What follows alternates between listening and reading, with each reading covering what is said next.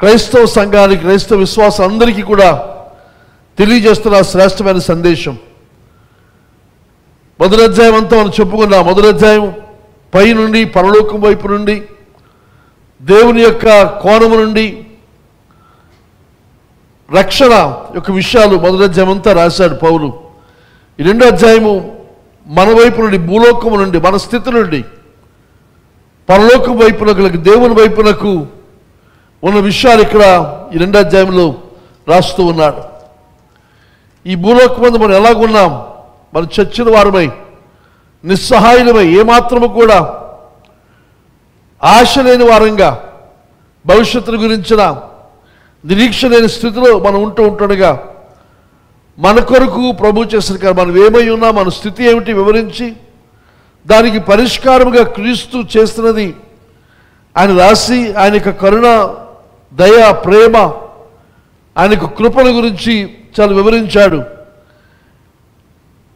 ప్రాముఖ్యముగా ఈ రక్షణ గురించి, ఈ సత్యాన్ని మనం బాగా గమనించాలి.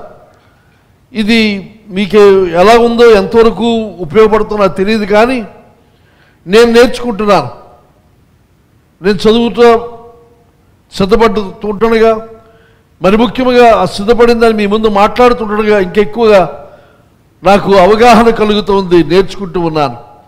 మరి మీలో ఎంతమందికి ఇది అవగాహన కలుగుతుందో, మీకు వెలుగు కలుగుతుందో నాకు తెలియదు. దాని గురించిన స్పందన ఏదో ఒక్కరు ఇద్దరి నుంచి వింటున్నాను తప్ప అందరిలో నుండి నాకు వినబడడం లేదు, ఎక్కువైనా ఆ స్పందన కనబడడం లేదు. ఇది చాలా ప్రాముఖ్యమైన అంశం. ఇది రక్షణను గురించిన విషయం. ఈ రోజుల్లో చాలామంది క్రైస్తవులకు రక్షణ గురించి అవగాహన లేదు. వారు అనుకునేది ఏదైనా చర్చికి వెళ్ళి వస్తున్నాం, దశభాగాలు ఇస్తున్నాం, కానుకలు ఇస్తున్నాం, సంఘంలో బాధ్యతగా ఉన్నాం, లేక సంఘంలో పెద్దలుగా ఉన్నాం, నాయకులుగా ఉన్నాం అని భావిస్తూ ఉన్నారు తప్పించి, మీరు రక్షించబడ్డారా, రక్షణ అనేది మీకు అవగాహనలో ఉందా, లేదా రక్షణ గురించిన నిశ్చయత, లేకపోతే ఇది నేను రక్షించబడ్డాననే ధైర్యం మీలో ఉన్నదాన్ని ప్రశ్నిస్తే మనలో చాలామంది ఇచ్చే జవాబు ఎదురుగా, మేము చర్చికి వెళ్తామండి, బాల్యంలోనే చర్చికి వెళ్తామండి, మా తాతల తండ్రుల కాడి నుంచి చర్చేనండి, మాకు ప్రతి ఆదివారం వెళ్తామండి, అది వీలైన ప్రతిసారి వెళ్తుంటామండి, చర్చిలో ఏ విషయాలు మేము స్పందిస్తుంటాం, మేము ఇస్తుంటాం, చేస్తుంటాం, ఇంకా సంఘంలో ముఖ్యమైన పదవుల్లో ఉన్నాం, స్థానాల్లో ఉన్నాం అని చెప్తారు. ఇవన్నీ చెప్పేది ఏదనగా ఇదిగో వీటి వలన, ఈ కార్యాల వలన, ఈ విషయాల వలన. మా చిన్నప్పుడు నాకు చాలా ఎక్కువగా ప్రేమించే పిన్ని చనిపోయారు. నన్ను చాలా ప్రేమగా చూసేది. ఆమెకు కూడా చాలా ప్రత్యేకమైన సంబంధం ఆమెతో. అయితే ఆమె చనిపోయినప్పుడు చాలా బాధ కలిగింది. అయితే ఒకటే ప్రశ్న, ఒకటే బాధ ఏమిటంటే, ఆమె పరలోకంలో వెళ్ళిందా, నరకానికి వెళ్తుందా అని.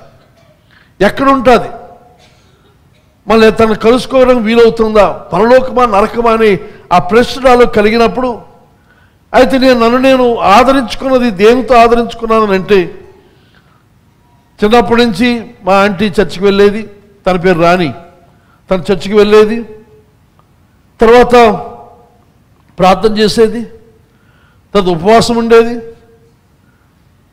అమ్మా, బెట్టిని ఎవరు చూడలేదా, బెట్టి కొడుకుని ఎవరు చూడలేదా, అలాగ అందరూ బెట్టి వెళ్తుంటే బెట్టి వస్తుంటే అలా చూస్తూ ఉంటుంది. ఎలాగరా నేనేం చేయాలి ఇక్కడ, అది బెట్టి నేను కూర్చోబెట్టినా నా దగ్గర.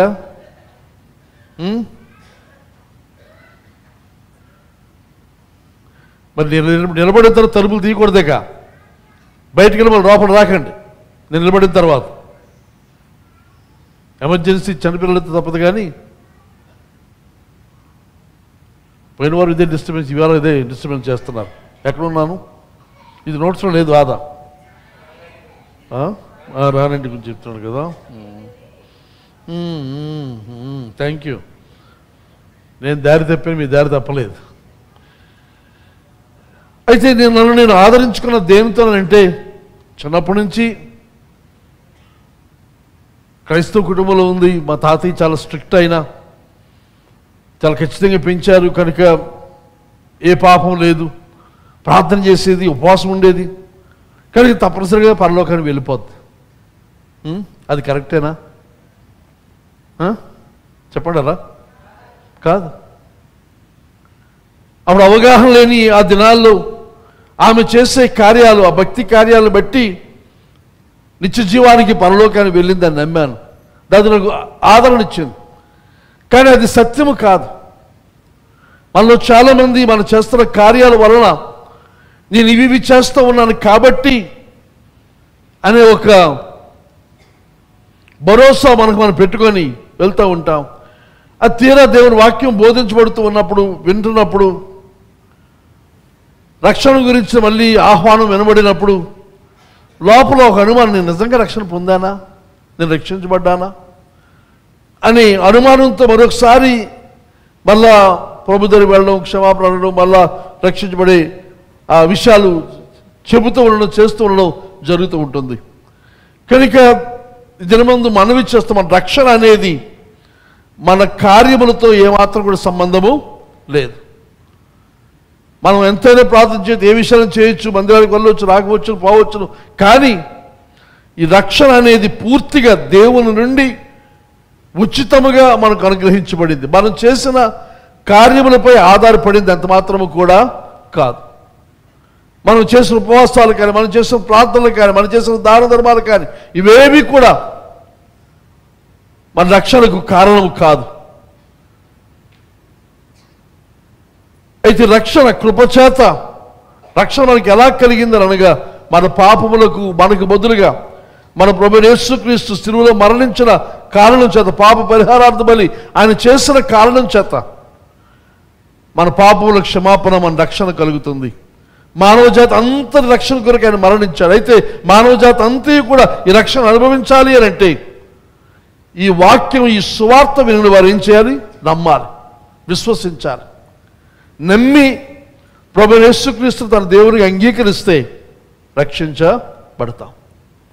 ప్రభునందు విశ్వాసము ద్వారానే ఆయన కృపచేత ఆయన సిలువలో చేస్తున్న కార్యాన్ని మనం విశ్వసించి అది మనం అన్వయించుకొని, ప్రభువా నీవు నా దేవుడు, నా ప్రభువుని ఎప్పుడైతే మనం స్వీకరిస్తామో మనము రక్షించబడతాం. ఆ రక్షించబడ్డాము అన్న దానికి సూచనగా మనం చేస్తున్న పని ఏదనగా బాప్తిస్మం మనం తీసుకుంటున్నాం. ఆ బాప్తిస్మం తీసుకోవడంలో మనం చెబుతున్న ఉద్దేశం ఏదనగా, ఎలాగైతే పోయిన వారం క్రితం వివరించాను, యేసు ప్రభు మరణించి సమాధి చేయబడి తిరిగి లేచి పరలోకానికి ఆరోహమైన దాని అంతట్లో కూడా ఆత్మీయంగా మనం అందులో ఉన్నాం. కనుక బాప్తిస్మం ద్వారా మనం చెబుతున్నది ఏదనగా, ఇదిగో నేను చనిపోయాను, నన్ను సమాధి చేయండి. నేను చనిపోయాను, యేసు ప్రభు ఎలాగైతే చనిపోయాడో, నేను నా పాపం విషయమై, నా శాపం విషయమై నేను మరణించాను, మృతమైన స్థితిలో ఉంటుండగా ప్రభువైన యేసుక్రీస్తు ఎలాగైతే సమాధి నుండి తిరిగి లేచాడో, నేను కూడా ఆత్మీయంగా తిరిగి లేచిన అనుభవం నేను పొందుకున్నాను. కనుక నేను లేచాను అని దాని ద్వారా నీటిలో నుంచి బయటకు వస్తూ చెబుతున్న సాక్ష్యం ఇదని చెప్పి మనవి చేస్తూ ఉన్నాను. పాత వ్యక్తిని మరణించాను, నూతన వ్యక్తిని మనం తిరిగి లేస్తున్నాను. ఇక జీవించినది నేను కాదు, నా యందు క్రీస్తే. మనం లేవడం మాత్రమే కాకుండా ఇంకా ఎఫెసీయులో మన విన్న లేదా బోధించబడిన వాక్య ప్రకారంగా మనం గమనిస్తే ఆయనతో పాటు లేచాము, ఆయనతో పాటు ఆరోహణమయ్యాము, ఆయనతో పాటు పరలోకమందు తండ్రి కుడిపార్శ్వమందు ప్రభువైన యేసుతో మన ఆశీర్వై ఉన్నాం. కానీ ఇది మన యొక్క స్థితి. మనం రక్షించబడ్డాం, దానికి సాక్షార్థముగా బాప్తిస్మం మనం తీసుకుంటున్నాం. ప్రభువునందు విశ్వాసం ఉంచిన దాన్ని అక్షరూపంగా నెరవేరుస్తూ ఉన్నాం. ప్రభు చెప్పాడు, నమ్మి తర్వాత ఏం చేయాలి? బాప్తిస్మం పొందాలి. నమ్మి బాప్తిస్మం పొందువాడు రక్షించబడను. కొంతమంది అంటే మేము నమ్మామని రక్షణ పొందాను, మంచిదే. కానీ మీరు నమ్మిన దానికి రుజువుగా, సాక్ష్యముగా బాప్తిస్మం తీసుకోవాలి. నమ్మి ఆగిపోతే సరికాదు. కొంతమంది అంటారు, ఆ దొంగకి బాప్తిస్మం తీసుకున్నాడా? మరి అలాంటి ప్రశ్నలు వేస్తారు, ఎవరు జవాబు చెప్పలేము. మీరు అలాగ ఆఖరి నిమిషం వరకు ఆగి చూస్తామని అంటే ప్రమాదకరమైన పరిస్థితిగా ఆ దొంగకి అవకాశం వచ్చింది, కానీ మనకు అవకాశం వస్తుందో రాదో నాకు తెలియదు, చెప్పలేం. అదే ఆ శిలువ మీద ఇంకో దొంగ కూడా ఉన్నాడు. వాడికి మారు మనసు రాలేదు, వాడి స్థితిని గురించి అవగాహన వాడికి లేదు. అందరితో పాటు వాడు దూషిస్తున్నాడు.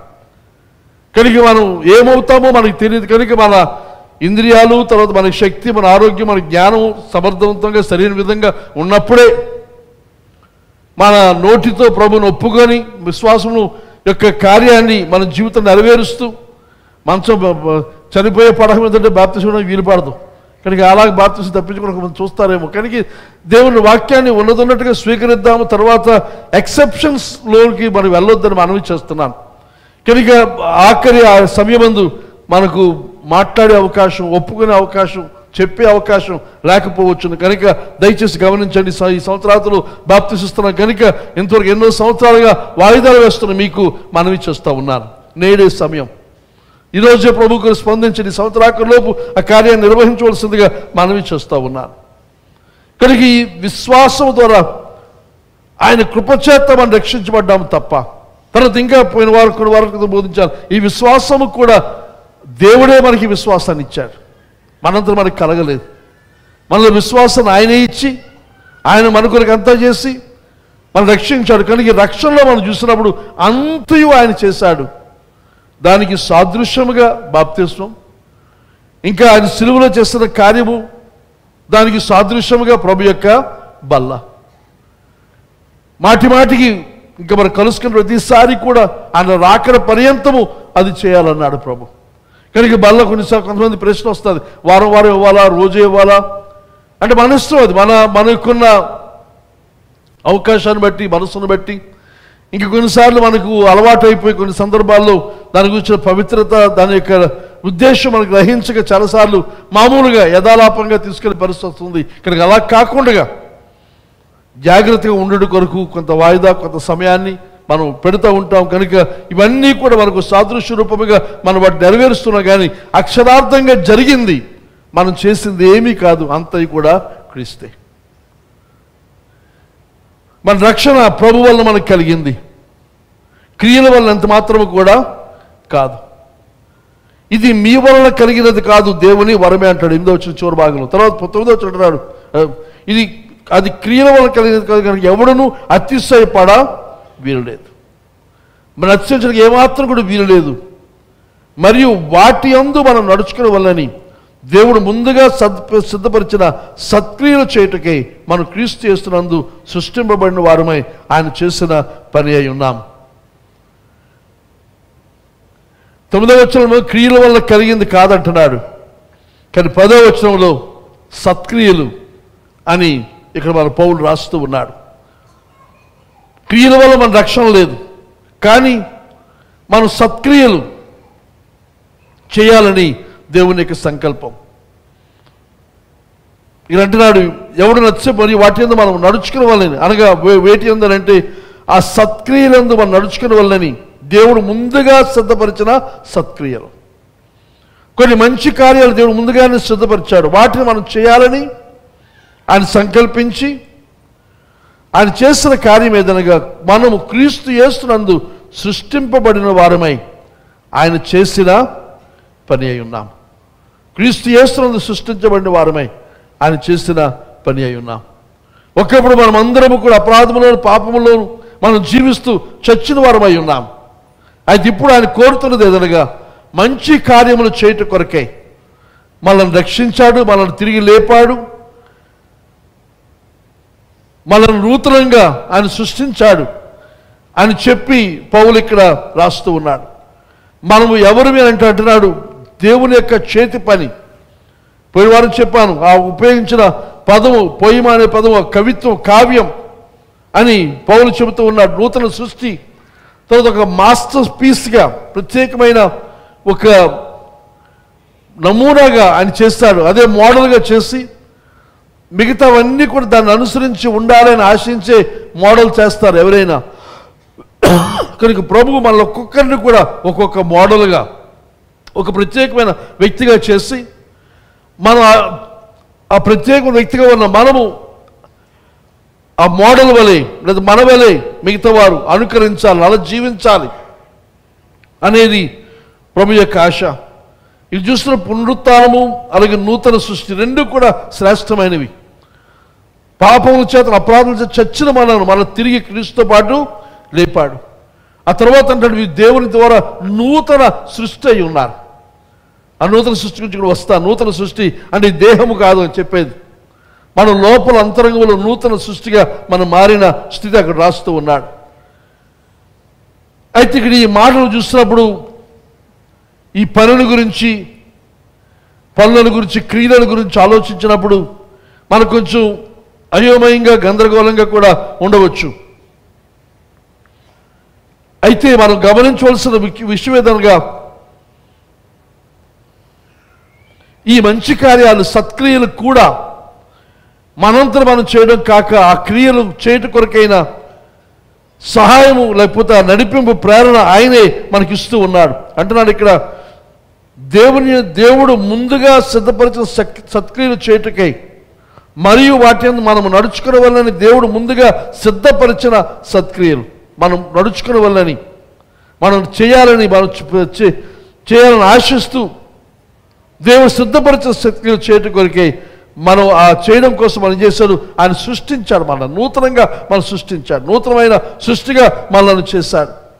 అనగా పాత వ్యక్తిగా, పాత వారంగా, పాత జీవన విధానం ప్రకారంగా మనం జీవిస్తే మనం చేసేవన్నీ కూడా దుష్టక్రియలే, చెడ్డ క్రియలే, పాపమే.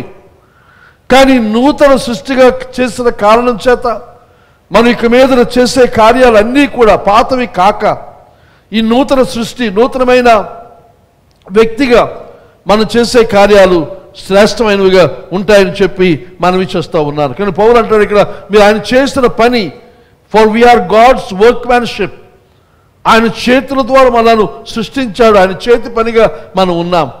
కనుక మనలో ఒక్కొక్కరిని కూడా దేవుడు చేశాడు, ఒక్కొక్కరిని ఆయన చేతులతో మనం సృష్టించాడు. అనగా భౌతికమైన సృష్టి కాక ఆత్మీయంగా నూతన సృష్టిగా మనం చేసిన విషయాల గురించి మాట్లాడుతున్నాను. ఇదే విషయాన్ని గురించి అపోస్తలుడైన పౌలు ఫిలిప్పీ పత్రికలో 2వ అధ్యాయం రాస్తాడు. ఫిలిప్పీ పత్రిక 2వ అధ్యాయం తర్వాత పత్రిక ఇది 12-13 వచనంలో రాస్తున్నాడు. ఇక్కడ, ఇదివరకే నేను గెలిచితనైనను, ఇదివరకే సంపూర్ణ సిద్ధి పొందినైనను నేను అనుకున్నట్లేదు, కానీ దేని నిమిత్తం క్రీస్తు యేసు చేత పట్టబడితేనో దాన్ని పట్టుకుని వల్లని పరిగెత్తుచున్నాను.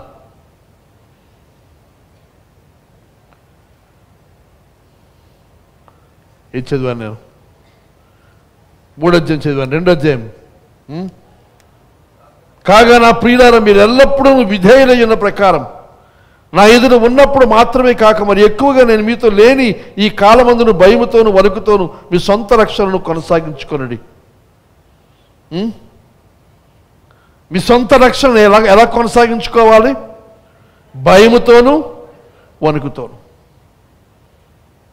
భయముతోను వణుకుతోను మీ సొంత రక్షణ కొనసాగించుకొనండి అని చెబుతూ దానికి వివరణ ఇస్తున్నాడు 13వ వచనంలో. ఎందుకనగా మీరు ఇచ్చయించుటకును, కార్యసిద్ధి కలుగు చేయుటకును, కార్యసిద్ధి కలుగు చేసుకున్నటకును, తన దయా సంకల్పము నెరవేరుటకే మీలో కార్యసిద్ధి కలుగు చేయవాడు ఆయనే.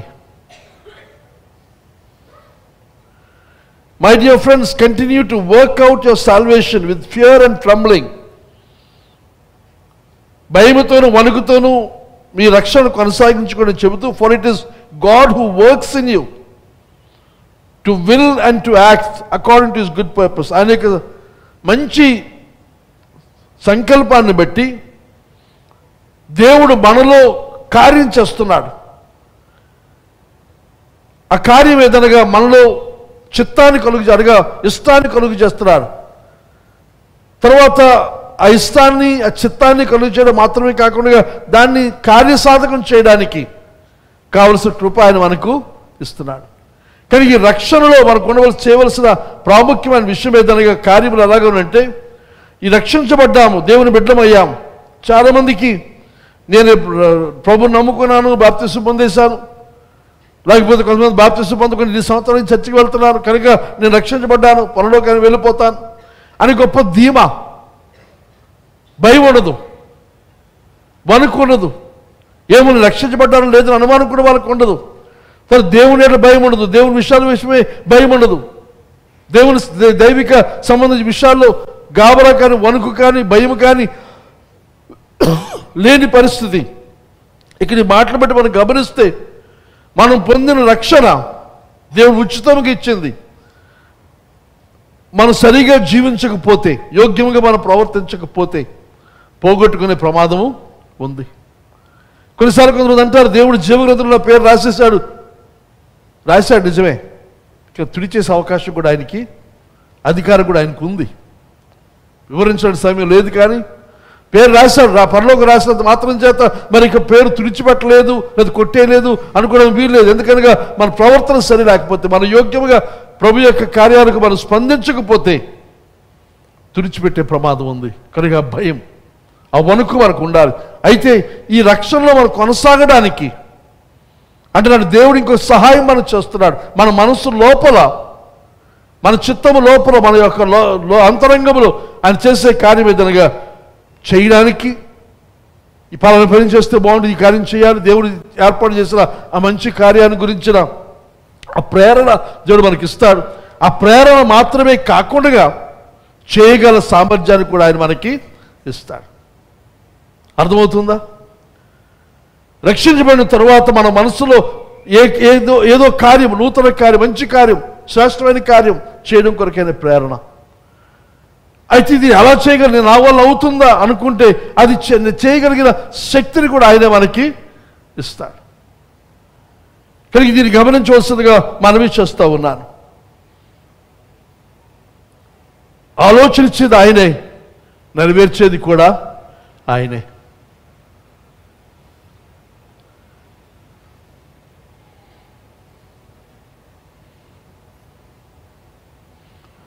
రెండో అధ్యాయం 10వ వచనం ప్రభువు పౌలు అంటున్నాడు, we are created in Christ Jesus to do good works. క్రీస్తు యేసునందు నూతన సృష్టిగా మనం చేయబడింది దేని కొరకు అనగా సత్క్రియలు చేయటం కొరకే, మంచి కార్యాలు చేయటం కొరకే.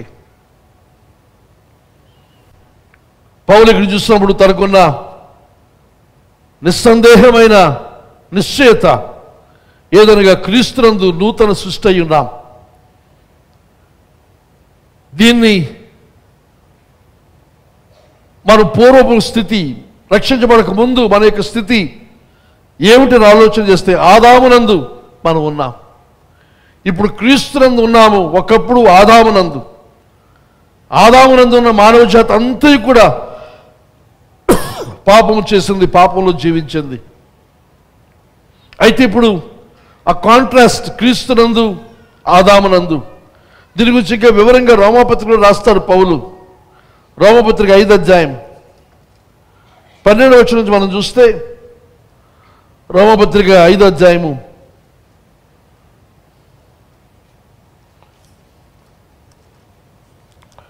12వ వచనం నుండి 17 వరకు మనం చూద్దాం. కానీ తెలుగులో స్పష్టంగా ఉండొచ్చును, సరిగా నా అవగాహన నిమిత్తం దయచేసి ఇంగ్లీష్లో చెబుతాను, ఇంగ్లీష్లో దాన్ని ట్రాన్స్లేట్ చేసి చెప్తాను.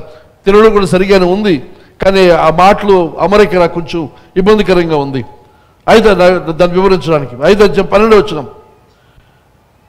when Adam sinned, ఆదాము పాపం చేసినప్పుడు sin entered the world, లోకంలోనికి పాపం వచ్చింది. Adam's sin brought death, ఆదాము యొక్క పాపము ఈ లోకానికి మరణాన్ని తీసుకొచ్చింది.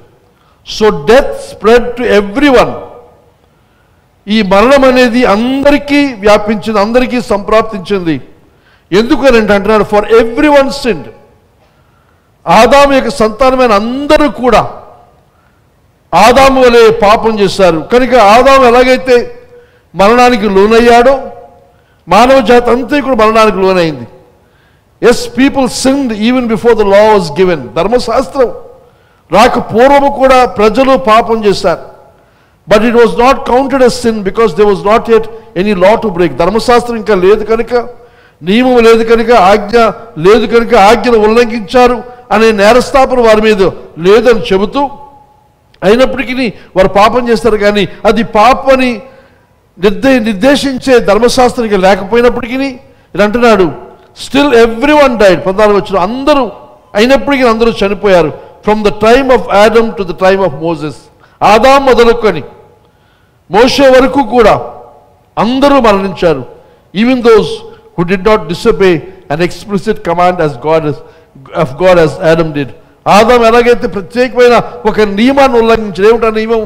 ఈ వృక్ష ఫలము నీవు తినకూడదు అన్న నియమాన్ని ఆదాం ఉల్లంఘించాడు. అయితే ఆనాటి ప్రజలు, ఆదాం తర్వాత వచ్చిన ప్రజలు, వారికి ఏ రకమైన ఆజ్ఞ లేకపోయినప్పటికీ వారు కూడా పాపములకు లోనై మరణించారు అని చెప్పి ఇక్కడ పౌలు రాస్తూ అంటాడు, ఆ మొదటి Adam. Now Adam is a symbol, a representation of Christ. ఆదాము క్రీస్తుకు సాదృశ్యముగా మనకు ఉన్నాడని చెబుతూ, who was yet to, మనకి రాని క్రీస్తుకు సాదృశ్యంగా ఉన్నాడు. But there is a great difference between Adam's sin and God's gracious gift. ఆదాము పాపమునకును దాని పర్యవసానంగా దేవుడిచ్చిన కృపాసహితమైన ఆయన బహుమానమునకును ఉన్న వ్యత్యాసానికి రాస్తున్నాడు. For the sin of this one man Adam brought death. ఈ ఒక్క మనిషి అయిన ఆదాము చేసిన పాపము ఆదాం మీదకు, తర్వాత సంతానం అంతటి మీదకు మరణాన్ని తీసుకుని వచ్చింది to many. But even greater is God's wonderful grace. అది దేవుని యొక్క మహాకృప, అద్భుతమైన కృప ఇంకా గొప్పది. ఆదాం యొక్క ఆ తప్పిదము పాపం పరివేశ శిక్ష కంటే కూడా ఆయన యొక్క కృప వలన కలిగిన ఈ యొక్క కృప, ఈ దేవుని కార్యం చాలా గొప్పదని చెబుతూ, and this gift of forgiveness to many through this other man Jesus Christ. ఆ ఒక్కరైన క్రీస్తు ద్వారా అనేక మందికి క్షమాపణ. And the result of God's gracious gift is very different from the result of the one man's sin. ఈ యొక్క ఒక్క మనిషి చేసిన పాపం యొక్క పర్యవసానం కలిగిన దానికి, ఒక మనిషి యొక్క కృపాసహితమైన కార్యం వల్ల, దేవుని యొక్క బహుమానం వల్ల కలిగిన వ్యత్యాసానికి, కలిగిన కార్యానికి చాలా వ్యత్యాసం ఉందని చెబుతూ, for Adam's sin led to condemnation. ఆదాము యొక్క పాపం మనకు నేరస్థాపన చేసింది, లేదా శిక్షకు అర్హులుగా మనం చేసింది. But God's free gift leads to being made right with God. అయితే దేవుని యొక్క ఉచితమైన ఈ యొక్క బహుమానం చేస్తుంది ఎదురుగా దేవునితో సరైన సంబంధంలోనికి మనం తీసుకుని వస్తుంది. Even though we are guilty of many sins, అనేకమైన పాపములు మనం చేసిన వారం అయినప్పటికీ ఆయన కృపచేత మనల్ని క్షమించి అంటున్నాడు ఇక్కడ, దేవునితో సరైన సంబంధంలోనికి మనం తీసుకుని వచ్చాడు. For the sin of this one man Adam, ఈ ఒక్క మనిషిని ఆదాము చేసిన ఈ పాపము caused death to rule over many. అనేక మంది మీద మరణం ఏలుబడి చేస్తుంది. But even greater is God's wonderful grace and His gift of righteousness. For all who receive it will live in triumph over sin and death through this one man Jesus Christ. అయితే ఒక మనిషి వల్ల లోకానికి అందరికీ పాపం వచ్చింది, కానీ యేసు ప్రభు చేసిన కార్యం ఆయన మనకి ఇచ్చిన ఉచితమైన ఈ రక్షణ అంటున్నాడు ఎంతో అద్భుతమైనది, ఎంతో గొప్పది. ఈ యొక్క గిఫ్ట్ ఆఫ్ రైచియస్నెస్ అనేది చాలాసార్లు చెప్పాను. రైచియస్నెస్ అనగా రైట్ స్టాండింగ్ విత్ గాడ్, దేవునితో సరైన సంబంధాన్ని దేవుడు మనకి ఇచ్చాడు అని చెబుతూ, for all who receive it, ఈ యొక్క రక్షణ, ఈ యొక్క దేవునితో నీతియుక్తమైన సంబంధం, సరైన సంబంధంలో మనం పొందుకున్నప్పుడు జరిగేది ఏదనగా, మనం అందరము కూడా to live in triumph over sin, పాపముపై విజయము కలిగి జీవించడం, ఆ తర్వాత అండ్ డెత్, పాపము మరణం రెండింటిపై విజయము కలిగి క్రీస్తు యేసునందు జీవించగలిగిన అవకాశం ఉంది. ఇక ఈ మాటలు చెప్పడం దాని అర్థమేదనగా, ఆదామునందు పాపము, శాపము, మరణము మనకు సంభవించింది. దేవునికి దూరస్తులం అయ్యాం, ఇంకా దేవునికి విరోధులం అయ్యాం. కానీ దేవుని యొక్క కృపచేత, ఆయన ప్రేమ చేత మనం రక్షించుకుని ఆయన చేసిన కార్యం వలన, కృపచేత రక్షించబడి విశ్వాసంతో స్వీకరించిన మనకు కలిగిన ఫలితం ఏదనగా, ఆ శిక్ష మన మీద లేదు, ఆ మరణము మన మీద లేదు. దానికి బదులుగా ఏ పాపమైతే మన మీద ఏలుబడి చేసి, పాప బానిసలుగా మనం చేసి, మనం పాపం చేయకుండా ఉండలేని స్థితిని కలుగజేస్తుందో, ఇప్పుడు చూసినప్పుడు దానిపై విజయాన్ని మనం పొందాం. కానీ రక్షించబడిన విశ్వాసి ఇక మరలా పాపం చేయడానికి ఎంత మాత్రం కూడా వీళ్ళు, ఎందుకంటే పాపాన్ని మనం జయించాం. పాపమును అలాగే మరణమును కూడా, పాపంతో పాటు మరణాన్ని, అనగా మరణం మన మీద ఏర్పడి లేదు.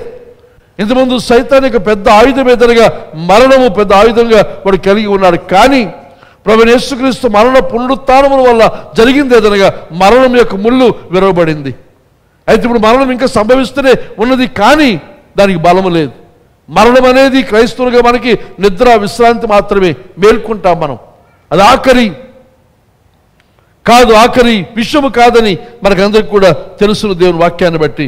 కనుక మనకు దేవుడు పాపముపై, మరణముపై విజయాన్ని మనకు అనుగ్రహించాడు. అది నూతన నిబంధన క్రైస్తవులుగా మనకు గొప్ప ఆధిక్యత.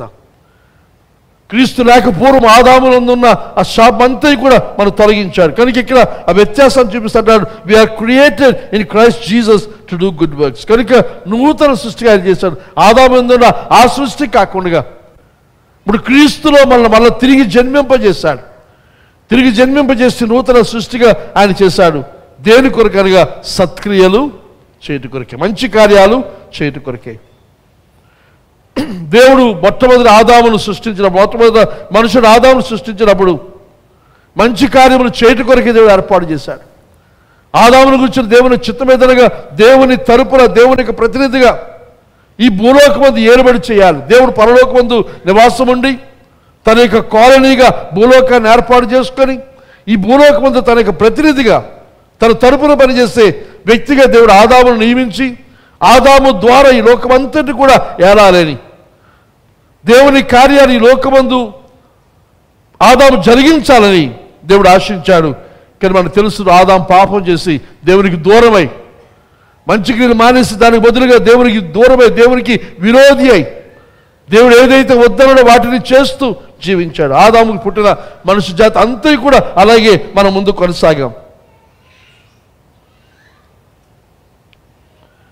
అయితే ఇందాక మనం చూసాం రోమపత్రికలో, ఆదాము తరువాత వారు ధర్మశాస్త్రం లేకపోయినప్పటికీ వారు మరణం పొందిన పరిస్థితి. కనుక వారు పాపము ఆపాదించబడలేదు, కానీ పాపము శిక్షను, మరణాన్ని వారు పొందారు. కానీ ఏమిటి దాని సమస్య పరిస్థితి అని మనం ఆలోచన చేస్తే, వారు మంచిగానే జీవించారు కదా అని ఒకరు మనం అనుకుంటే, నోవహు కాలము ఎన్ని మనం చదివితే మనకు తెలుస్తుంది, మనుషుల యొక్క ఆలోచన కేవలము చెడ్డది, ఏమాత్రం కూడా మంచి లేదు. అయితే ధర్మశాస్త్రం లేదు, ఆజ్ఞలు లేవు, కానీ వారు దేవుని దృష్టిలో నీతిమంతులుగా కాక చెడుగా విరోధులుగా ఉన్న పరిస్థితి మనం చూస్తూ ఉన్నాం. అయితే దేవుని కోణము నుండి, దేవుని వైపు నుండి మనం ఒకవేళ అనుకున్న మంచి కార్యాలు, పోయిన వారం చెప్పాను నేను, ఇక్కడ పౌలు ఎఫెసీ పత్రికలో చూసినప్పుడు మనుషుల యొక్క ఘోరమైన స్థితిని వివరించాడు. బానిసలు, స్వేచ్ఛ స్వాతంత్రం లేని వారు, మరణించిన వారు శవాలు అని ఉన్న స్థితిని వివరించాడు. కానీ మనం చాలాసార్లు ఏం చెప్తామంటే, వారు రక్షణే పొందలేదు కానండి, చర్చకే రావట్లేదు కానండి, చాలా మంచివారని చెబుతాం. దాని ఉద్దేశం ఎదురుగా ఇంత మంచివారు వాడు నరకానికి ఎలాగెళ్తారు కదా, నిత్యరాజ్యానికి వెళ్తారు, దేవునితోనే ఉంటారు. క్రైస్తవుల కంటే, సంఘంలో ఉన్నవారి కంటే వారు చాలా మంచివారు. దాని గురించి దేవుని వాక్యం చెప్తున్న మాట కొన్ని చూపిస్తాను మీకు. యెషయా గ్రంథం 64వ అధ్యాయం, యెషయా గ్రంథం 64వ అధ్యాయం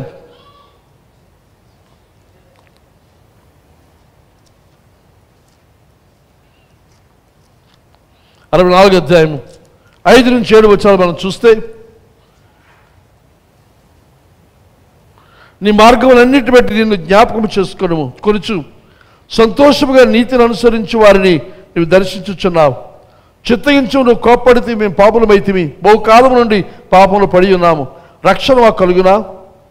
మేమందరము అపవిత్రుల వంటి వారమైతిని, మా నీతి క్రియలన్నీ మురికి గుడ్డవలే ఆయను, మేమందరము ఆకువలే వాడిపోతుమి, గాలివాన కొట్టుకొని పోయినట్టుగా మా దోషములు మమ్మల్ని కొట్టుకొని పోయాను, నీ నామును బట్టి మొరపెట్టి వాడు ఒక్కడు లేకపోయాను. ఇక 5 నుంచి 7 వచనాలు అంటాడు, మా నీతి క్రియలన్నీ మురికి గుడ్డలు, ఫిల్తీ ర్యాగ్స్. మా నీతి క్రియలు, మనం మంచి అనుకుంటామన్నీ మనకు మంచిగా కనబడుతున్నాయి, కానీ దేవుడు చూస్తున్నప్పుడు, మనం మంచి అనుకున్న గొప్ప విషయాలన్నీ చూస్తూ ఉన్నప్పుడు దేవుని దృష్టిలో అవి మురికి గుడ్డలు. యెషయా గ్రంథం 6వ అధ్యాయంలో మనం చూస్తాం, రాజు ఉజ్జియా మరణించిన సంవత్సరం అందు యెషయా దేవుని సన్నిధికి వచ్చాడు. అంతవరకు దేవుని సన్నిధికి వచ్చాడు మరి లేదు, అప్పటికి 5 అధ్యాయాలు అయిపోయాయి. 6వ అధ్యాయంలో చూస్తే, తన దేశానికి రాజు అని ఉజ్జియా మరణించిన తరువాత దేవుని మందిరానికి వచ్చాడు. అంతకుముందు 5 అధ్యాయాలు ప్రవచించాడు, 5 అధ్యాయాలు దేవుని తరపున ప్రవచనాలు చెప్పాడు. కానీ ఇతను ఆస్థాన ప్రవక్తగా, దేవునికి సేవకునిగా, రాజులకు సలహాదారుగా ఉన్న ఈ గొప్ప వ్యక్తి యెషయా తన రాజు మరణించిన తర్వాత దేవుని సన్నిధికి వచ్చాడు. మరి అంతవరకు ఆ పని పెట్టుకోలేదేమో, ఇది ప్రత్యేకమైన సందర్భం ఒకవేళ రాస్తారేమో, కానీ దేవుని మందిరానికి వస్తే పరలోక దర్శనాన్ని చూచాడు. అది చూసిన తర్వాత దేవుడు స్తుతించబడడం, దేవుడు ఆరాధించబడడం, పరలోకం జరుగుతున్న ఆ విషయాలన్నీ చూసిన తర్వాత తనకి 5వ వచనం అంటాడు, అయ్యో నేను అపవిత్రమైన పెదవులు గలవాడను, అపవిత్రమైన పెదవులు గల జనుల మధ్యను నివసించువాడను, నేను నశించి తిని రాజును సైన్యములకు అధిపతి యెహోవా నేను కన్నులారా చూచితను అనుకుంటాను. ఎప్పుడైతే దర్శనం కలిగిందో, దేవుణ్ణి చూచాడో, తనకు అర్థమైంది ఏదనగా నా పెదవుల అపవిత్రం. నేను మాత్రమే కాక నివసిస్తున్న ప్రజలందరూ అపవిత్రమైన వారు. అంతకుముందు ఎలా ఉండేదంటే నేను పరిశుద్ధుని, మీరందరూ అపవిత్రులు అని ప్రవచించాడేమో. కానీ ఈరోజు చూస్తే ముందుగా తన స్థితి తను తెలుస్తుంది. నేను అపవిత్రుడను, అపవిత్రమైన పెదవులు గలవాడను. నేను నివసిస్తున్న ప్రజలు కూడా అదే స్థితిలో వారు ఉన్నారు. నాకు వారికి ఏమాత్రం కూడా తేడా లేదు. నేను దేవుని చూచాను అని తాను కంగారు పడిన స్థితి మనం చూస్తూ ఉన్నాం. కనుక ఒక ప్రవక్తగా జీవించిన వ్యక్తి, రాజులకు సలహాదారుగా ఉన్న వ్యక్తి, ఇశ్రాయేలు జనాంగానికి నాయకత్వం వహించిన, ఆత్మీయ నాయకత్వాన్ని వహించిన ఒక వ్యక్తి తను అంటున్నాడు అపవిత్రమైన పెదవులు గలవాడు. అయితే దేవుడు ఆయన చేస్తున్న కార్యం మనందరిలో ఏదనగా నూతన సృష్టిగా క్రీస్తును మనం చేస్తూ ఉన్నాడు. మనలో ఇంతకుముందు లేని దాన్ని నూతనంగా ఆయన సృష్టిస్తూ ఉన్నాడు. క్రీస్తు లేకుండా, క్రీస్తు యొక్క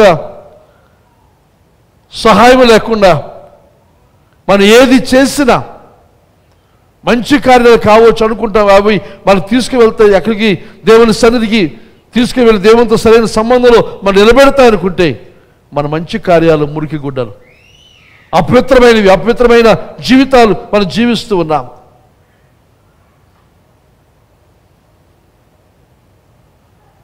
మన సంఘ చరిత్రలు పితరుడుగా పరిగణించబడుతున్న సెయింట్ అగస్టీన్ అని అతను ఒక మాట లాటిన్లో రాశాడు. అదేమిటంటే నాన్ పోసే నాన్ పెకారే, ఆ తర్వాత పోసే నాన్ పికారే. నాన్ పోసే నాన్ పికారే అంటే దాని అర్థం ఏదనగా not able not to sin, అంటే పాపము చేయకుండా ఉండలేని స్థితి. రక్షించబడక మునుపు మానవ జాతి అంతరిక పరిస్థితి, అనేక స్థితి కూడా ఏదంటే పాపము చేయకుండా ఉండలేని స్థితి, not able not to sin. అయితే ఇప్పుడు రక్షించబడిన తర్వాత పోసే నాన్ పెకారే అంటే ఏబుల్ నాట్ టు సిన్, పాపము చేయకుండా ఉండగలిగిన స్థితి. ఇంతకుముందు పాపము చేయకుండా ఉండలేని స్థితి, ఇప్పుడు పాపము చేయకుండా ఉండగలిగిన ఆశీర్వాదాన్ని ఇచ్చాడు. ఈరోజు మీ ప్రశ్నకి జవాబు నాకు చెప్పొద్దు, చేతులెత్తమని అడగను, కానీ మీలో మీరు ప్రశ్నించుకోండి. పాపము చేయకుండా ఉండలేని స్థితిలో ఉన్నారా, లేక పాపము చేయకుండా ఉండగలిగిన స్థితిలో ఉన్నారా? మరి ఏం చేస్తారండి? పాపం కనబడితే శోధన వచ్చిందండి. మరి నేను చేయలేకపోయాను, ఉండలేకపోయాను, తప్పలేదు. ఆ పరిస్థితులు అలా సంభవించాయి. కానీ ఆ పరిస్థితులు సంభవించినా నేను ఉండగలను, నేను చేయగలను. ఆ శక్తి ఎవరి మంది కాదు, ఆయనే మనకి అది ఇచ్చాడు, స్థితిని ఇచ్చాడు. మన నూతన సృష్టి. పాత వాటి విషయమే మనం మరణించాం, ఆ జీవిత విషయం మనం మరణించాం. కనుక ఆ పాత సంబంధించిన ఆకర్షణలు, ఆ పాతవి సంబంధించిన చెడు ఏది కూడా మనల్ని ఆకర్షించదు. అది ఇంకా ఆకర్షిస్తుంది అని అంటే మీరు ఇంకా చావలేదు. ఇక్కడ చచ్చారు లేదో చూసుకోండి ఒకసారి. పాపం విషయమై, శాపం విషయమై, దుష్టత్వ విషయమై మరణించిన వారమై రక్షించబడాలి. దేవుడు మనం రక్షించిన తరువాత మనకి స్థితి ఏదనగా పాపము చేయకుండా ఉండగలిగిన స్థితి. పాపము మన అదుపులో ఉంటుంది అనగా నేను చేయను, నాకు వద్దు అంటే చుట్టూ పాపం జరుగుతూ ఉన్నా, చుట్టూ చెడుతనం జరుగుతూ ఉన్నా మనకి ఏమాత్రం శోధన రాదు, రాకూడదు. రాకుండా ఉండగల స్థితిలో ఉంటేనే మనం రక్షించబడ్డామని అర్థం. కానీ మనం ఏం చేస్తాం? అందరూ చేస్తారు, అందరూ తాగుబోతారండి, అందరూ తిండిపోతారండి, అందరూ సిగరెట్ కాలుస్తారండి, అందరూ కైనీరు వేస్తారు, అందరూ అబద్ధాలు ఆడతారండి, అందరూ బూతులు ఆడతారు, అందరూ వ్యభిచారం చేస్తారండి. మరి అందరిలో ఉన్నప్పుడు నాకు తప్పట్లేదు. అంటే నువ్వు చావలేదు, నువ్వు రక్షించబడలేదు. కనుక రక్షణల అనుభవంలో కొత్త శ్రేష్టమైన విషయం ఏదనగా పాపము చేయకుండా ఉండలేని స్థితి నుండి పాపము చేయకుండా ఉండగలిగిన స్థితిలోనికి మనం వచ్చాం. పాపం మనల్ని జయించలేదు. ఒకప్పుడు పాపమునకు బానిసలం, ఎఫెసీయులకు రాస్తాడు పౌలు. కానీ ఇప్పుడు మన పాపము మీద ఏలుబడి మనకు ఉంది, మనకు అధికారం ఉంది, మనకు పెత్తనం ఉంది. పాపం మనల్ని శోధిస్తే ఆ శోధన మనం జయించగలిగిన శక్తి మనకు ఉంది, బలాన్ని మనకు ఉంది. కనుక శోధన, ఇంక వాక్యం రాయబడి మాట ఎదురుగా మనం భరించగలిగిన దానికి అధికమైన శోధన మనకు రానివ్వడు. మన స్థాయిని బట్టి, మన యొక్క విశ్వాస పరిమాణమును బట్టి, క్రీస్తులో మనం ఉన్న స్థితిని బట్టి మనకు శోధనలు అనుమతిస్తాడు ఆయన. ఆయన అనుమతి లేకుండా శోధన రాదు. ఒక విధంగా చెప్పాలంటే పరీక్షలు లాంటివి. 1వ తరగతులకు ఏ పేపర్ ఇస్తారు? 10th క్లాస్ పేపర్ ఇస్తారు 1వ తరగతి పిల్లకి. ఏం చేస్తారంటే 1వ తరగతి పిల్లకి 1వ తరగతి పేపర్ ఇస్తారు. ఆ 1వ తరగతి సిలబస్ ఉన్నా అవే ఇస్తారు. అదే 10th క్లాస్ సిలబస్ 1వ తరగతి పిల్లకి ఇస్తే పెద్ద 0 వస్తారు. 10th క్లాస్ పిల్లకి 1వ తరగతి పేపర్ ఇస్తే మెరిట్, ఇంతంత మెరిట్ కాదు, స్టేట్ ఫస్ట్ వచ్చేస్తారు. 10th క్లాస్ పిల్లకి 1వ తరగతి పేపర్ ఇస్తే బ్రహ్మాండంగా రాసి పాడేస్తారు. మనందరికీ ఆశ, అందరికీ 1వ తరగతి పేపరే కావాలి. వయసు పెరుగుతుంది, 2 సంవత్సరాలు క్రైస్తవుడు, 2 సంవత్సరాలు దేవుడు నమ్ముకున్నాం అని దానికి తగినట్టుగా దేవుడు శోధన, శ్రమ, కష్టం మనకు అనుమతిస్తే ఫెయిల్ అయిపోతున్నాం, పాస్ అవ్వడం లేదు, ముందుకు సాగడం లేదు. ఆ పాపంపై విజయాన్ని మనం ప్రకటించడం లేదు. ఆ కష్టతరమైన ఆ పరిస్థితులకు మనం లోనైపోయి దేవునికి అవమానమును, బాధను కలుగు చేస్తున్న పరిస్థితి మనకు ఉంది. కనుక సహించగలిగిన దగ్గర ఎక్కువ శోధన మన మీద రాను. ఇంకా అంటాడు అక్కడ, ఆ శోధన ఇచ్చినప్పుడు కూడా మళ్ళీ మనకు సహాయం ఉంది, స్లిప్ ఉంది మనకి. ఎగ్జామినరే మనకు సహాయం చేస్తున్నాడు. ఎలాగూ తప్పించుకునే మార్గాన్ని ఆయనే మనకి ఇస్తాడు. కానీ శోధించబడుతున్న వాడు తప్పించుకునే మార్గం మనకు కనబడదు, వద్దనుకుంటాం. ఎందుకంటే మనకి ఇది ఇష్టం, ఈ పాపం ఇష్టం, ఈ చెడుతనం ఇష్టం, ఈ దుష్టత్వం ఇష్టం, ఈ అబద్ధం ఇష్టం, ఈ మోసం ఇష్టం, ఈ అక్రమ సంబంధం ఇష్టం. కానీ ఏం చేస్తాం? తప్పించుకునే మార్గం దేవుడు తెరుస్తున్నా, చూపిస్తున్నా, దారి కనబడుతున్నా తప్పించుకో. కానీ దేవుని యొక్క సంగమా, పాపము చేయకుండా ఉండలేని స్థితి నుండి పాపము చేయకుండా ఉండగల స్థితికి దేవుడు తీసుకుని వచ్చాడు. దాని తర్వాత and able to do good works, మంచి కార్యాలు చేయగలం. పాపను జయించి పాపను బదులుగా మంచి కార్యాలు, సత్క్రియలు చేయడానికి దేవుడు మనకు అవకాశం ఇచ్చాడు. ఈ యొక్క ఆత్మీయమైన నూతన సృష్టిలో, ఇన్ ది స్పిరిచువల్ రీక్రియేషన్, నూతన సృష్టిలో దేవుడు మనం చూసినప్పుడు నూతనమైన ఇంద్రియాలు దేవుడు మనకి ఇస్తాడు. సెన్సెస్ నూతనమైన ఇస్తూ ఉన్నాడు. ముఖ్యంగా మొదటిది దృష్టి, మన చూపు. మొదటిగా మనం చూసినప్పుడు మనకి అన్నీ కూడా భౌతికంగా మనం చూసాం. కళ్ళు కనబడుతూ ఉన్నాయి, కానీ ఆత్మీయంగా మనం గుడ్డివారంగా ఉన్నాం. ఈ మధ్యకాల గృహాల్లో మాట్లాడుతున్నప్పుడు గుడ్డివారి గురించి మాట్లాడుతూ ప్రభు వారికి జరిగిన స్వస్థతల గురించి పరిసయ్యులు, సద్దూకయ్యులు ప్రశ్నిస్తూ ఉంటే, దేవాలయ అధికారులు ప్రశ్నిస్తూ ఉంటే,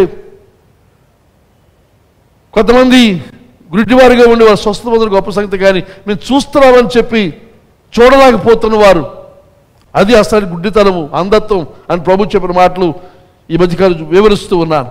అయితే చూసినప్పుడు మనం ఆత్మీయంగా గుడ్డివారమై ఉన్న స్థితిలో చాలామంది ఇంకా ఉంటూ ఉన్న పరిస్థితి. దేవుడు నూతన సృష్టిగా వాళ్ళు చేసినప్పుడు మన కళ్ళు మార్చాడు. ఆయన ఆత్మ సంబంధమైన నేత్రాలు ఆయన తెరిచాడు. ఇంతకుముందు ఈ భూ సంబంధమైన కళ్ళతోనే మనం చూస్తున్నాము. ఆత్మ సంబంధమైన నేత్రాలు 2 కొరింథీ 4:4 మనం చూస్తాడు. అంటాడు, ఈ యుగ సంబంధమైన దేవత వాడు మనోనేత్రములకు గుడ్డితనము కలిగజేసింది. దేవుని స్వరూపైన క్రీస్తు కనబడుచు సువార్త ప్రకాశం వారికి ప్రకాశింపకుండా నిమిత్తం, అలాగే దేవుని యొక్క సువార్త వెలుగు వారి కళ్ళకు తాకకుండా ఉండే నిమిత్తమై ఈ యుగ సంబంధమైన దేవత ఏం చేస్తారు? అవిశ్వాసులైన వారి మనోనేత్రములకు గుడ్డితనము కలుగు చేస్తారు. అవిశ్వాసులైన వారికి అనగా రక్షించబడిన వారికి, క్రైస్తవులు కాని వారికి వారి మనసుకు ఏం చేస్తుంది? గుడ్డితనం, అంధత్వం, పొరలు కమ్మే. ఎందుకంటే ఆ గుడ్డితనం దేనికి ఇచ్చాడు అంటే ఆలోచన చేస్తే దేవుని యొక్క రాజ్య సువార్త యొక్క వెలుగు, సువార్త యొక్క ప్రకాశం వారు చూడకూడదని, దేవుని యొక్క వెలుగు వారు చూడకూడదని వారి కళ్ళకు గుడ్డితనం. ఎప్పుడు? రక్షించబడక మునుపు. అయితే ఇప్పుడు మనకి తెరవబడి కళ్ళు, నూతనమైన కళ్ళు మనకున్నాయి. మనం చూడవలసిన అవసరం ఉంది. ఆత్మీయ దృష్టి మనకు అనుగ్రహించాడు. ఈ ఆత్మీయ దృష్టి కూడా మనం ఎంత దూరం ఎలా చూడాలి? మనలో చాలామంది భూ సంబంధమైన వాటిని చూస్తూ ఉన్నాం, ఇక్కడే చూసుకుంటున్నాం, ప్రస్తుతమే మనం చూస్తున్నాం. దయచేసి మనవి చేస్తున్నాం, దూరంగా చూద్దాం. ఎంత దూరం వీలైతే అంత దూరం చూద్దాం. అబ్రహాముతో దేవుడు అంటాడు, నువ్వు నిలబడు, చూడు, 4 దిక్కులా చూడు. అక్కడ సందర్భం నాకు చాలా ఆశ్చర్యం కలుగుతుంది, ఆనందం కలుగుతుంది. దేవుని యొక్క చిత్తం ఎంత గొప్పది అనిపిస్తుంది. ముఖ్యంగా ఆ సందర్భం ఏదనగా అబ్రహాము నుండి లోతు వేరైపోయి వెళ్ళిపోయాడు. అబ్రహాము లోతుతో చేసుకున్న వడంబడికి ఏంటంటే, నువ్వు అటు వెళ్తే నేను ఇటు వెళ్తాను, నువ్వు ఉత్తరానికి వెళ్తే నేను దక్షిణానికి వెళ్తాను, నీవు వెళ్ళిన దిక్కులో కాకుండా దాని వ్యతిరేక దిక్కు నేను వెళ్తాను, మరి నీ జోలికి నేను రాను అని చెప్పినప్పుడు జరిగేది ఏదనగా లోతు వెళ్ళిన దిక్కు తను వదిలేయాలి. దిక్క అలవాటైపోయింది నాకే దిక్కు. ఆ దిక్కు వదిలేయాలి. వదిలేసి మిగతా 3 దిక్కులే తనకు ఉంటాయి. కానీ దేవుడు అబ్రహాముతో మాట్లాడుతూ అంటాడు, అది నేను పరిగణలో తీసుకోవడం లేదు, 4 దిక్కులు చూడు. లోతు వెళ్ళిపోయిన దిక్కు నీది కాదనుకో, అది కూడా నీదే. ఈ 4 దిక్కులు కూడా నీవే. అది చిలబడి చూస్తున్నప్పుడు ఎంత దూరము చూస్తావు, నీ కనుదృష్టి ఎంతవరకు నువ్వు చూడగలవో అంతవరకు నీదే. కనుక ఆత్మీయంగా రక్షించబడిన మనము ఈరోజు మనం చేయవలసిన కార్యవేదనగా మనం దూరంగా చూద్దాం. దేవునిలో ప్రభువుని ఎంత దూరం దాన్ని చూడమంటాం? రాబోయే సంవత్సరం, తర్వాత సంవత్సరం, రాబోయే 10 సంవత్సరాలు, 15 సంవత్సరాలు మన జీవితకాలాన్ని దాటి చూద్దాం. ఆ శక్తి మనకి ఇచ్చాడు దేవుడు. భవిష్యత్తును చూద్దాం. ఎంత దూరం, 4 దిక్కులు, అన్ని ప్రక్కల, అన్ని వైపులా, అన్ని విషయాల్లో, అన్ని రంగాల్లో మనం చూద్దాం. ఆ దృష్టిని దేవుడు మనకి ఇచ్చాడు. ఆ దర్శనం మనం పొందగలిగితే, ఆ చూపును మనం పొందగలిగితే, ఆ విజన్ మనం పొందగలిగితే, సంపూర్ణమైన ఆ విజన్ మనం పొందగలిగితే, చూస్తే గొప్ప కార్యాలు మనం చేయగలం. కనుక రక్షించబడిన మనకు దేవుడిచ్చింది క్రొత్త కళ్ళు ఇచ్చాడు. ఈ క్రొత్త కళ్ళతో చూద్దాం. ఈ ఆత్మీయ నేత్రాలతో మనం చూద్దాం. ఈ లోకము భూసంబంధం వాటి మనం చూడొద్దు, దూరం చూద్దాం. యాకోబు సరిగ్గా లేకపోయినప్పటికీ వాడు దూరం చూశాడు. ఎంత దూరం చూశాడు?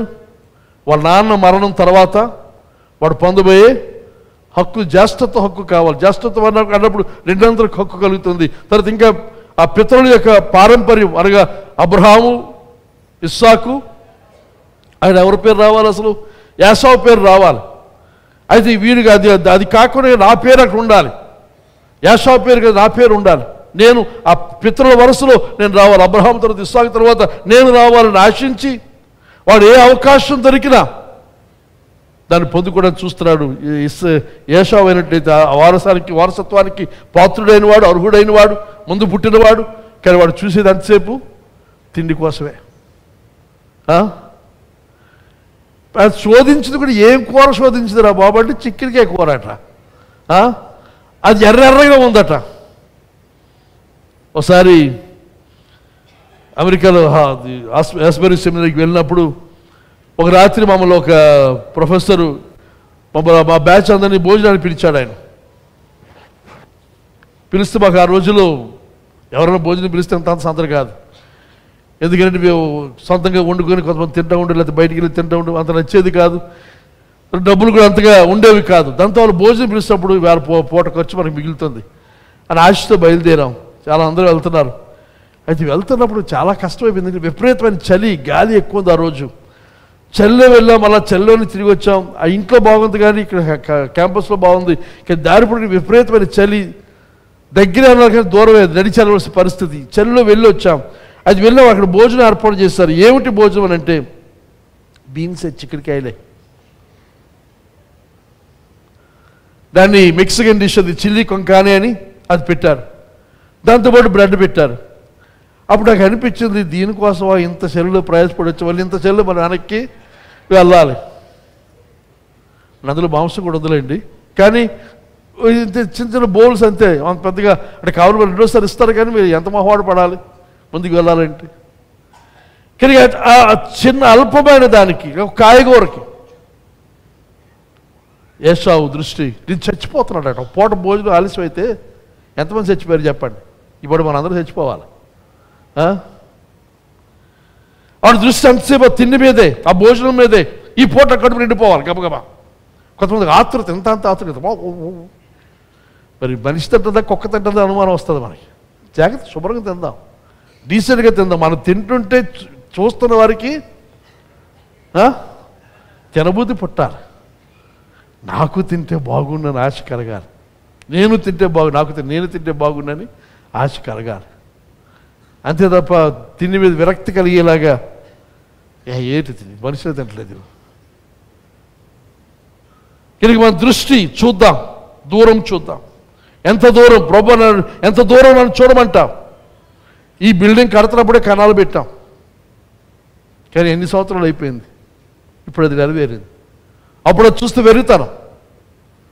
ఈ బిల్డింగ్ కడుతున్నప్పుడు కణాలు పెడుతున్నప్పుడు అప్పుడు ఈ ఇళ్లలో ఎక్కడ కూడా ఏసీలు లేవు, ఎవరింట్లో ఏసీలు లేవు. మా ఇల్లు కడుతున్నప్పుడు అన్ని కణాలు పెట్టేశారు ముందుగానే. కణాలు పెట్టకపోయిన పవర్ కోసం, ఏసీ కోసం ఆయన పవర్ పాయింట్ తప్పనిసరిగా ఎలక్ట్రీషియన్తో పెట్టించాను. అప్పుడు ఏమి లేవు, ఎవరికీ లేవు ఏసీ, ఎక్కడా లేవు.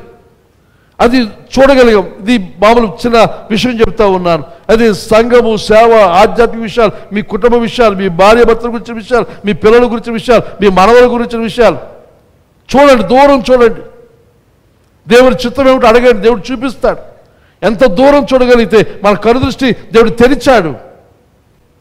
మన కళ్ళకు పనులు లేవు, అంధత్వం లేదు, కానీ చూద్దాం.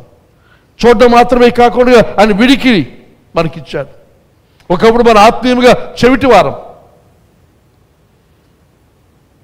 దేవుని యొక్క మాట మనకి వినికిడి కలిగి చేస్తుంది. ఒకప్పుడు చెవిటివారంగా ఉన్నప్పుడు దేవుని యొక్క మాట మనకు వినబడలేదు, మనకు అర్థం కాలేదు, మన సంబంధం లేదు అనుకున్నాం. చెవిటివారిని చూడండి, సాధారణంగా వినబడినప్పుడు మన ఓటు మాట్లాడుతాం, వారోటి మాట్లాడుతూ ఉంటారు. అది చాలా హాస్యంగా అనిపిస్తుంది, కానీ ఎంత బాధాకరమైన పరిస్థితి.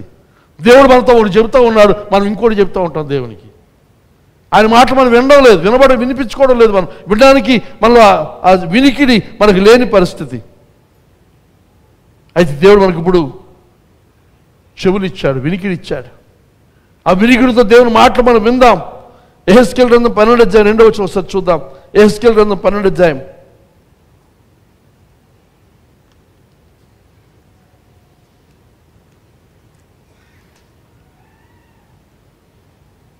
2వ వచనం.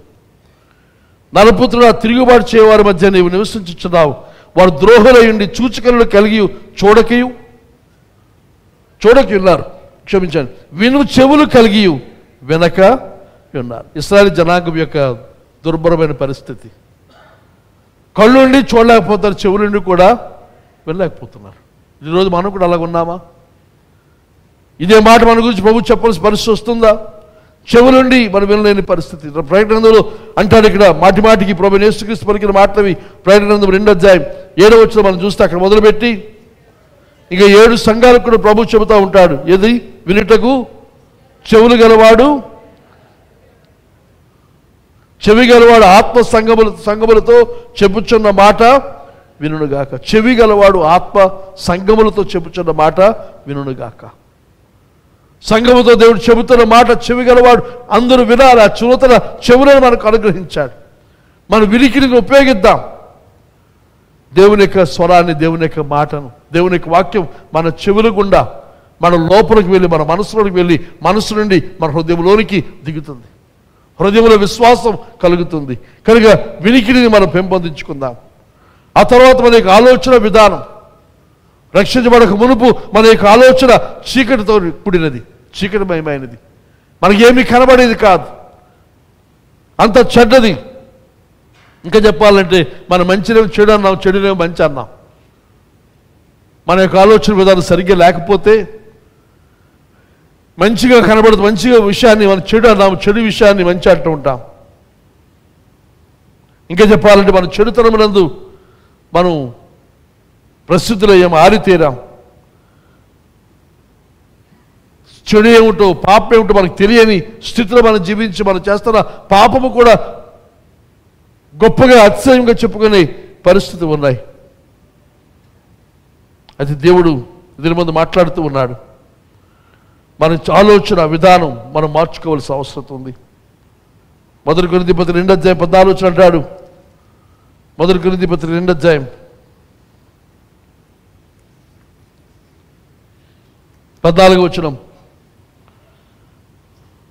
ప్రకృతి సంబంధి అయిన మనుష్యుడు దేవుని ఆత్మ విషయములను అంగీకరింపడు, అవి అతని వెర్రితనముగా ఉన్నవి. అవి ఆత్మానుభవ చేతనే వివేచింపదగును గనుక అతను వాటిని గ్రహింపజాలడు. ప్రకృతి సంబంధమైన మనిషి అనగా లోక సంబంధమైన మనిషి అనగా లోక సంబంధమైన లోకంలో యొక్క ఆధిపత్యంలో ఉన్న మనిషి, లోకానుసారంగా జీవిస్తున్న మనిషి. దేవుడు మనం రక్షించింది లోకం యొక్క ఆధిపత్యం నుంచి విడుదలిచ్చాడు మనకి రక్షణలో. కనుక మనం చేయవలసిన పని ఏదైనా ఆత్మ సంబంధమైన విషయాలు, దేవుడు మనతో నేర్పిస్తున్న విషయాలను మనం అంగీకరించాలి. మన ఆలోచన మార్చుకోవలసిన అవసరం ఉంది. మన తలపులు, మన దృక్పథం మార్చుకోవాల్సిన అవసరం. దేవుని ఆత్మ మనతో మాట్లాడుతూ మనం చూపిస్తూ ఉన్నప్పుడు మనం మార్చుకోవాలి, మారాలి. అందుకే నవపతులు అంటాడు పౌలు 12వ అధ్యాయంలో, మనస్సు మారి నూతనం అవ్వాలి. ఆ మనస్సు మారి నూతనం అవ్వడానికి ప్రాముఖ్యమైన సాధనము దేవుని యొక్క వాక్యము, తర్వాత దేవుని యొక్క ఆత్మ. రెండింటిని మన దేవుడు ఇచ్చి ఉన్నాడు. దేవుని యొక్క వాక్యం వినాలి, దేవుని యొక్క వాక్యాన్ని మనం చదవాలి, బోధించబడుతుండగా వినాలి. ఆ వాక్యం మన లోనికి వచ్చినప్పుడు, ఆత్మ సంబంధమైన విషయాలు మాట్లాడుతున్నప్పుడు మనకు స్పష్టంగా అర్థమవుతాయి. ఒకవేళ అర్థం కాని స్థితిలో మనం ఉన్నామనంటే మన రక్షణ అనుభవం మనం ప్రశ్నించుకోవాలి. రక్షించబడ్డామో లేదా? ఇంకను ప్రకృతి సంబంధంగానే ఆలోచిస్తూ ఉంటే, లోక సంబంధంగానే, లేదా మనకున్న బాహ్య పరిస్థితులు అనుసరించే మనం ఆలోచిస్తూ ఉంటే మన ప్రకృతి సంబంధులమే. కానీ దేవుని బిడ్డలమైన మనము రక్షించబడ్డాం, నూతన సృష్టిగా చేయబడ్డాం. దేవుని ఆత్మ మనకు ఏది తెలియజేసినా, ఏది చూపించినా, ఏ విషయాన్ని గురించి మనలో విశ్వాసం కలుగు చేసినా మన ఆలోచన విధానము మారుతుంది. ప్రభు చెప్పాడు, మీరు అడిగినవన్నీ కూడా పొంది ఉన్నామని నమ్మి ప్రార్థన చేస్తే అన్నీ కూడా మీకు అనుగ్రహిస్తాం. పొంది ఉన్న ఎలా నమ్ముతాం? విశ్వాసంతో నమ్ముతాం.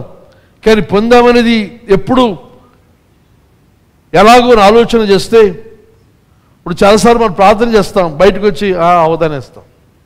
చేసాం కానండి, చేయాలి కాబట్టి చేస్తున్నాం, కానీ అవుతుందా, జరుగుతుందా?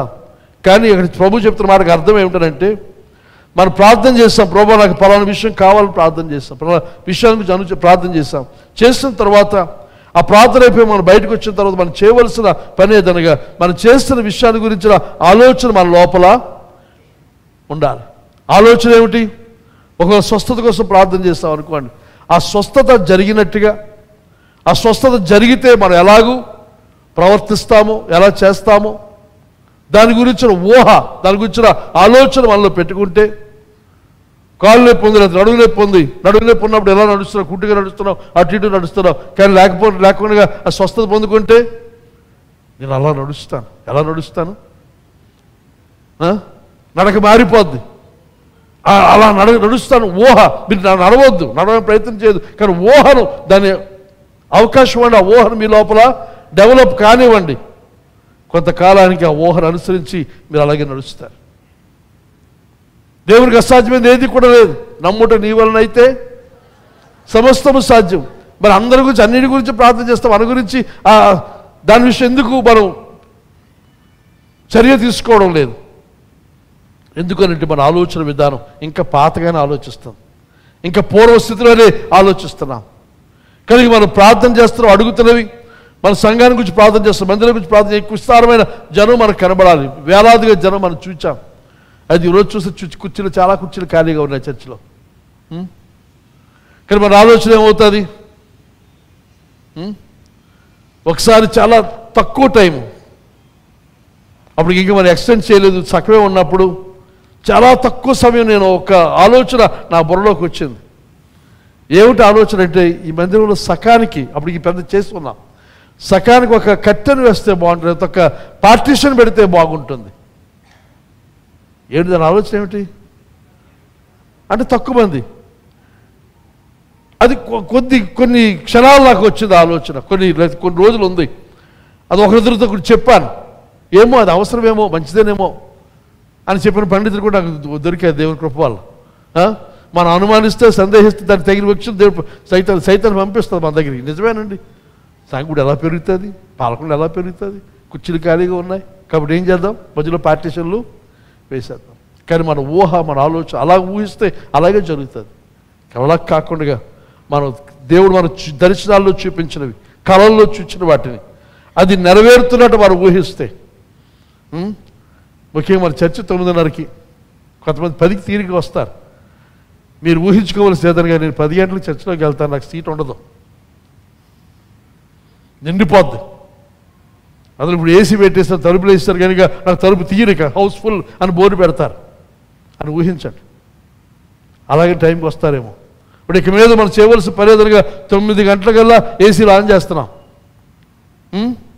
9:30 నుంచి తలుపులు వేసేసి ఉంటాయి. కానీ ఏం చేయాలి, అలా వరుసగా రావడం, తీరిక రావడం కాదు, 9:30 లోపు అందరూ వచ్చేయాలి. చర్చ ప్రారంభమైన తర్వాత మళ్ళీ ఏ తలుపు తీయవలసిన అవసరత ఉండకూడదు. కనుక అది ఊహించండి. ఆ ఊహలో ఆశించవలసిన ఊహ ఎదురుగా కుర్చీలన్నీ నింపబడ్డం మాత్రమే కాకుండా, ఈ మధ్యలో స్థలం నింపబడ్డం మాత్రమే కాకుండా, వెలుపల బయట ఉండే పరిస్థితి కలగాలి. ఆ ఊహ ఒకసారి ఊహించండి, ఆలోచన. ప్రార్థన చేస్తున్నారు మంచిదే, కానీ ప్రార్థన చేస్తూ బయటకు చెప్పే మాట ఎదురుగా ప్రార్థన చేస్తున్నాం కానీ ఎక్కడ జరుగుతుందండి, చూస్తున్నాం కదా, కనబడుతుంది కదా. ఈ కనబడుతుంది దాన్ని వదిలేయండి, కనబడని దాన్ని చూడండి, విశ్వసించండి, ఇమాజిన్ చేయండి, ఊహించవలసిందిగా మనవి చేస్తూ ఉన్నాను. తర్వాత మన హృదయాన్ని, హార్ట్ కండిషన్. ఒకప్పుడు మన హృదయాలు కఠినమైనవి, బండబారినవి, దేవుణ్ణి ద్వేషించినవి. కానీ మన హృదయాలు ఇప్పుడు చూసినట్లయితే మెత్తని చేయబడి మాంసపు గుండె మనకి ఇచ్చిన యెహెజ్కేలు గ్రంథంలో వాటిని రాస్తాడు. దావీదు కూడా ప్రార్థన, నూతనమైన మనస్సు, నూతనమైన హృదయం నాలో కలుగు చేయి అని కీర్తన 51 కీర్తనలో దావీదు ప్రార్థన చేస్తాడు. ఇప్పుడు మన హృదయాలు మెత్తన చేయబడ్డాయి. ఇప్పుడు మన ప్రభు ఎంతో ప్రియుడిగా మనకు కనబడుతూ ఉన్నాడు. ఆయన ముందుగా మనల్ని ప్రేమించాడు కనుక ఆ ప్రేమకు స్పందనగా మనం ఆయన ప్రేమించగలుగుతూ ఉన్నాం. మన హృదయాలు నూతనం చేయబడ్డాయి. మన హృదయాలు నూతనం చేయబడిన తర్వాత మెత్తని చేయబడిన హృదయాలు కలిగిన వారమే. మనకున్న స్థితి ఏదనగా ఆకలితో ఉన్న వారికి ఆహారం పెట్టాలి అనే మెత్తని గుండె మనకు వస్తుంది, మాంసపు గుండె వస్తుంది. దాహము కొన్న వారికి దాహానికి ఇవ్వాలి. ఇల్లు లేని వారి కొరకు నేను నివాసాన్ని ఏర్పాటు చేయాలి. వస్త్రం లేని వారికి వస్త్రం ఇవ్వాలి. రోగి లేని వారిని నేను పరామర్శించాలి, వారికి సహాయం చేయాలి.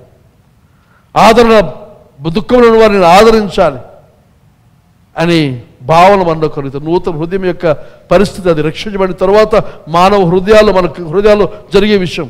ఇదే విషయాన్ని గురించి ప్రభు అంటాడు మత్తయి సువార్త 21:31-46 చూస్తే, గొర్రెలను మేకలను వేరు చేసి గొర్రెలతో చెప్పే మాట ఎదురుగా, మీరు నేను రోగినై ఉండగా, నేను ఆకలితో ఉండగా, నేను చెరసాల్లో ఉండగా మీరు నన్ను ఆదరించడం, పరామర్శించారు కనుక ఇదిగో మీకు సిద్ధపరిచిన ఈ నిత్యరాజ్యంలో ప్రవేశించండి. అయితే అవన్నీ ఎందుకు చేశారు? మాంసపు హృదయం, మెత్తని గుండె కలిగిన కారణం చేత అవన్నీ కూడా నూతనమైన హృదయం వాళ్ళు కలుగు చేశారు. కనుక చుట్టూ జరుగుతున్న పరిస్థితులకు మనం స్పందించే హృదయం. ఒక విధంగా చెప్పాలంటే పరలోకం నరకాన్ని నిర్దేశించేది ఆ సత్క్రియలు. మత్తయి సువార్త ఇంటికి చదువుకోండి, అది 25వ అధ్యాయం. ఆ క్రియలు చేయట కొరకే, అది ప్రభునకు ఇష్టమైన కార్యాలు. ఒకప్పుడు క్రైస్తవులు ఈ కార్యాలు చేసేవారు, ఇప్పుడు మనం మానేసాం. మనం చేయడం లేదు. మరొకసారి ఎఫెసు పత్రిక వింటున్న మనము, మన హృదయాలు, మన కఠినమైపోయిన హృదయాలు మరలా మెత్తను చేయబడాలి స్థితిని నిజంగా రక్షించబడితే అది జరుగుతుంది. ఒక లేకపోతే ప్రభు దగ్గరికి వెళ్దాం. దేవుడు మనలను నూతన సృష్టిగా చేస్తూ ఉన్నాడు. మొదటి సృష్టి ఈ శరీరం, ఈ దేహాలు చేశాడు. దీని గురించి ఆలోచన చేస్తే చాలా భయంకరమైన సృష్టి, చాలా క్లిష్టమైనది, చాలా కష్టతరమైంది. దీని గురించి ఒక డాక్టర్ గారు రాశారు పుస్తకం. డాక్టర్ పాల్ బ్రాండ్ అని, సిఎంసీలో పనిచేసి, వెల్లూరులో పనిచేశారు, తన అమెరికా దేశస్తుడు. ఆయన చాలా శ్రేష్టమైన పుస్తకం రాశారు మన దేహాన్ని గురించి. ఆ దేహము కణాలు మొదలుకొని ఆ సృష్టి అంతా కూడా ఎంత ఆశ్చర్యకరంగా, ఎంత కాంప్లెక్స్ విషయాలను దేవుడు చేశాడు. ఆయన రాసిన ఆ పుస్తకం చదివితే ఆశ్చర్యం, మన దేహంలో ఇంత ఉందా అని, ఇంతగా దేవుడు చేశాడని ఆశ్చర్యం కలుగుతుంది. కానీ ఈ బయట బాహ్య దేహాన్ని గురించే మనం ఆశ్చర్యపోతున్నాం. కానీ అంతకంటే అధికమైన ఆశ్చర్యాన్ని కలుగు చేసింది ఏదనగా పునఃసృష్టి, నూతన సృష్టిగా మనల్ని చేశారు. అసలు పాపములమైన మనం, దుష్టమైన మనం, దుష్టత్వాన్ని లోనైన మనం, చనిపోయిన వాళ్ళను నూతన సృష్టిగా మనల్ని చేశారు. అది ఈ భౌతికమైన ఈ దేహము కంటే కూడా ఎంతో ఆశ్చర్యకరమైనది, ఎంతో గొప్పది, ఎంతో ఉన్నతమైనది. 2 కొరింథీ పత్రిక 5:15 అంటాడు, this means that anyone who belongs to Christ, క్రీస్తులకు చెందినవాడు ఎవడైనా సరే, has become a new person, ఒక కొత్త వ్యక్తి అయ్యాడు. The old life is gone, a new life has begun. పాతది గతించిపోయింది, ఇదిగో సమస్తము కూడా కొత్తవాయి.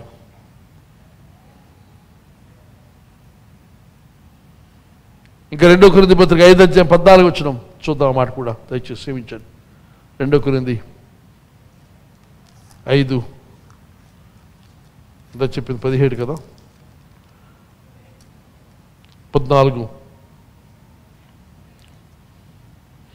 క్రీస్తు ప్రేమ బలవంతు ఎలాగనగా అందరి కొరకు ఒకటి మృతి పొందిన కనుక అందరూ మృతి పొందిరని, జీవించు వారికి మీదట తమ కొరకు కాక తమ నిమిత్తం మృతి పొంది తిరిగి లేచిన వారి కొరకే జీవించుటకు ఆయన అందరి కొరకు మృతి పొందిరని నిశ్చయించుకొని చుందాం. He died for everyone so that those who receive this new life will no longer live for themselves. అనగా క్రైస్తవులను మనము, రక్షించబడిన మనము ఇక మీద జీవించవలసింది మన కోసం మనం జీవించకూడదు. ఇక్కడ ఎంతమంది అలాగున్నాం? అందరం కూడా మన కోసమే మనం బ్రతుకుతున్నాం, మన సుఖం కోసమే, మన సంతోషం కోసమే. ఇంకా మనల్ని దాటి కొంచెం బయటికి వెళ్ళామంటే మన కుటుంబం అంతే, అంతకంటే బయటికి మనం వెళ్ళడం లేదు. కానీ మన కోసం మనం జీవించడం కాక, నా విషయాల గురించిన ఆలోచన కాకుండా మనం చేయవలసిన కార్యం ఏదనగా క్రీస్తు చిత్తం ఏమిటి, క్రీస్తు యొక్క ఆలోచన ఏమిటి, క్రీస్తు తలంపు ఏమిటి, ప్రభు యొక్క ఉద్దేశం ఏమిటి, ఎందుకు నన్ను రక్షించాడు, ఎందుకు నన్ను ఏర్పాటు చేశాడు, ఎందుకు ఇంత గొప్ప ఆశీర్వాదాన్ని దేవుడు నాకు అనుగ్రహించాడు. మనం చేయవలసిన కార్యం క్రీస్తు కొరకు మనం జీవిస్తూ, ఆ క్రీస్తు మన కొరకే మరణించి తిరిగి లేచాడు. మన కొరకే ఈ లోకం మీద ఎవ్వరూ చేయని కార్యాన్ని మన కొరకు చేశాడు. కనుక ఆయన యందు కృతజ్ఞత గల వారమే ఇక మీద మనం జీవించేది మన కోసం మనము జీవించకూడదు. నూతన సృష్టిగా నూతనమైన జీవన విధానాన్ని కలిగి ఉండడం కోసం మనం సిద్ధపడదాం. ఒకవేళ ఇంతవరకు తెలియకపోతే, మామూలు ఇంతకుముందు రక్షణ పొందక ముందు ఎలాగో ఇప్పుడు అలాగ ఉంటాను అనుకుంటే అది రక్షణ అనుభవం కాదని మనవి చేస్తున్నాను. ఒకసారి ఆలోచించండి, ప్రార్థన చేయండి, దేవుని సన్నిధికి రండి, దేవునితో సరి చేసుకోండి. ప్రభువా, రక్షించబడినప్పటికీ, బిడ్డనైనప్పటికీ తను యోగ్యమైన జీవించలేదు, నన్ను క్షమించాలంటే క్షమిస్తాడు. ఈ నూతన జన్మానుభవం యొక్క విషయాలన్నీ కూడా మీ జీవితంలో వస్తాయి, అనుభవంలోనికి వస్తాయి. అవి రావాలని ఆశిస్తూ ఉన్నాను. ఇక రాబోయే వారాల్లో నూతన జన్మను గురించిన విషయాలు, ఇంకొన్ని ఈ రక్షణ సంబంధించిన విషయాలు ఇంకా వివరంగా మాట్లాడాలని ఆశిస్తున్నాను. సిద్ధపడి రండి, ప్రార్థనాపూర్వకంగా రండి, వినడానికి ఆసక్తితో రండి. మీరు ఎంతమంది ఎపిసి పత్రిక ఎప్పుడు వదిలేస్తారనుకుంటున్నారు? చూడొచ్చా, చూడకూడదా? నేను